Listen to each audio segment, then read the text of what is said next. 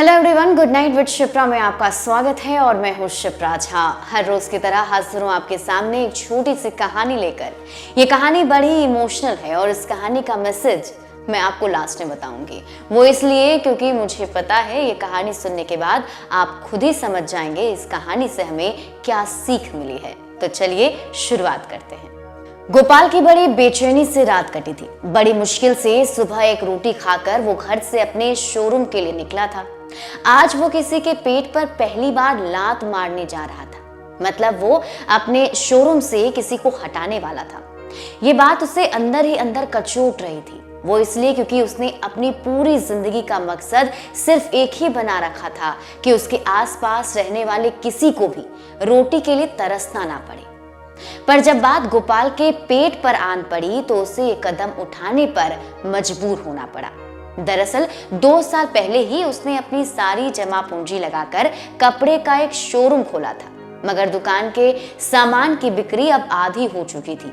उसने अपने कपड़े के शोरूम में ग्राहकों को कपड़ा दिखाने के लिए 2 लड़के और 2 लड़कियों को रखा था। लेकिन अब जब कपड़े की बिक्री आधी हो गई तो वो सभी को सैलरी देने में सक्षम नहीं था, इसलिए वो चारों में से किसी एक को निकालना चाहता था। लेकिन वो कंफ्यूज था कि किसे निकाले। वो सोच रहा था कि लेडीज डिपार्टमेंट की दोनों लड़कियों को निकाल नहीं सकता क्योंकि कपड़े की बिक्री जो है लेडीज की ही ज्यादा होती है, और दूसरा कि वो दोनों ही बहुत ही गरीब परिवार से हैं।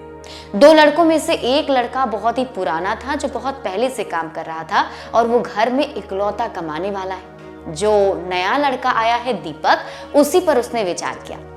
गोपाल को पता था कि शायद दीपक का एक भाई भी है जो अच्छी जगह नौकरी करता है और वो खुद तेज तर्रार और हंसमुख भी है। उसे कहीं ना कहीं जॉब मिल ही जाएगी। यही सब सोचता हुआ वो दुकान पर पहुंचा।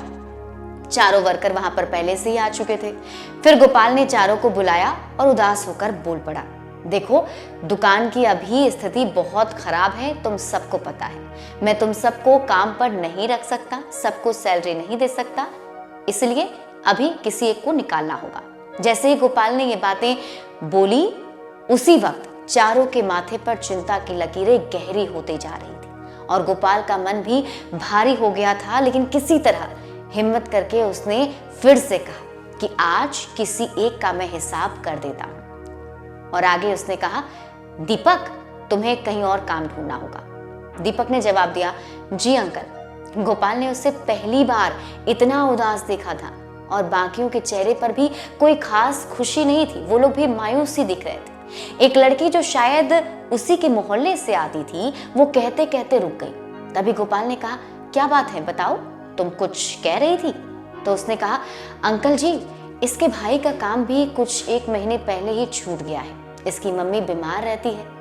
तभी गोपाल ने दीपक को देखा तो उसकी आंखों में भी जिम्मेदारी के आंसू थे जो वो अपने हंसमुख चेहरे से छुपा रहा था।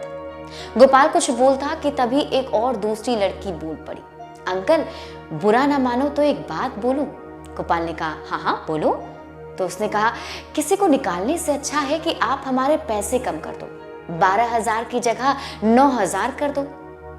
तो गोपाल ने बाकियों की तरफ देखा तो सबने कहा, जी साहब, हम इतने में काम चला लेंगे। तो उन लोगों ने गोपाल की परेशानी को आपस में बांटकर उसके मन का बोझ तो हल्का जरूर कर दिया था। लेकिन फिर भी गोपाल ने दोबारा कहा कि तुम लोगों को कम तो नहीं पड़ेगा? तो सबने कहा, साहब, कोई साथी भूखा रहे उससे अच्छा है कि हम सब अपना निवाला थोड़ा कम कर दें। ये बात सुनकर गोपाल की आंखों में भी आंसू आ गए। ये कहानी कितनी इमोशनल है और ये कहानी हमें ये बताती है कि हम जब एक जगह काम करते हैं तो वहाँ का हर कोई हमारे परिवार का सदस्य होता है, हमारा साथी होता है। लेकिन आज के वक्त में हम जब कहीं काम कर रहे होते हैं तो एक दूसरे के बारे में गलत भावना रखते हैं, एक दूसरे को पीछे करने की कोशिश करते हैं, एक दूसरे से जेलस फील करते हैं, एक दूसरे के साथ अच्छे से नहीं रहते। कभी कभी आप अपने ऑफिस में भी देखेंगे तो कई सारे ऐसे लोग होते हैं जो आपका मजाक उड़ाते हैं, अपने साथी को पीछे छोड़ने की कोशिश करते हैं, कंपटीशन के चक्कर में, आगे निकलने के चक्कर में वो उनके साथ बुरा भी कर देते हैं, बॉस से कभी कभी शिकायत भी कर देते हैं। लेकिन इन लोगों को देखिए, ये चारों भले ही गरीब थे भले ही एक साथ काम कर रहे थे और एक बार उनमें से किसी एक की जॉब जा रही थी, तो उन चारों ने सोचा कि क्यों ना अपना निवाला थोड़ा कम कर दें। तो ये सीख हमें लेने की ज़रूरत है कि हम जब कहीं काम कर रहे हैं, हमारे जो कलीग हमारे साथ हैं, हमारे जो लोग हमारे साथ हैं, हमारे जो साथी हमारे साथ काम करते हैं, हमें उनके बारे में भी सोचना चाहिए। और तभी तो एक अच्छा एनवायरनमेंट हम सब क्रिएट कर सकते हैं और हम एक दूसरे की मदद करके आगे बढ़ सकते हैं। कैसी लगी आज की कहानी मुझे कमेंट करके जरूर बताइएगा। ज्यादा अपडेट के लिए आप जुड़े रहिए लाइव सिटीज के साथ। और अभी तक अगर आपने हमारे YouTube चैनल को सब्सक्राइब नहीं किया है तो सब्सक्राइब कर लीजिए। ये वीडियो अगर आप फेसबुक पेज पर देख रहे हैं तो पेज को लाइक कीजिए। साथ ही साथ आप हमें ट्विटर पर फॉलो करना मत भूलिएगा।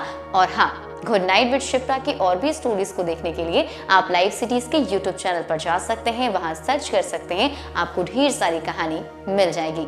जाते जाते शिप्रा की ओर से गुड नाइट विशेस।